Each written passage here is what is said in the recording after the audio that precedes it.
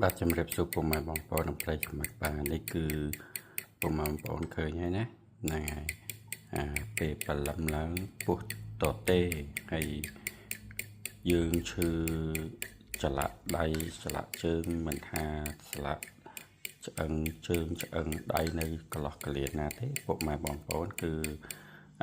ពេលបលឹមឡើងសំខាន់ណាស់ពោះតទេហ្នឹងគឺយើងត្រូវតែគោះពងមាន់2គ្រាប់មកហើយយើងគោះហើយយើងមកធ្វើដូចខ្ញុំនេះណាវាយវាឲ្យវាចូលនេះម៉ត់ហើយយើងផឹកវាតែម្ដងណាហើយពងមាន់គឺស្រេចចិត្តពុកម៉ែបងប្អូនចង់បានពងមាន់ស្រែចិញ្ចឹមខ្លួនឯងឬមួយក៏ពងមាន់គេលក់នៅផ្សារមិនបាច់មាន់ស្រែហ្នឹងក៏បានដែរមាន់ធម្មតាបាទដូចជានៅប្រទេសអូស្ត្រាលីនេះវាមានមាន់តែគេចិញ្ចឹមយកពងហ្នឹងបាទមាន់ហ្នឹងក៏បានបើយើងអត់មានមាន់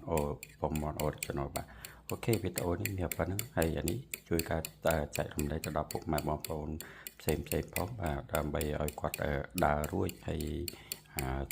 ឈឺឆ្លាក់ដៃឆ្លាក់ជើងហ្នឹងគឺមានការ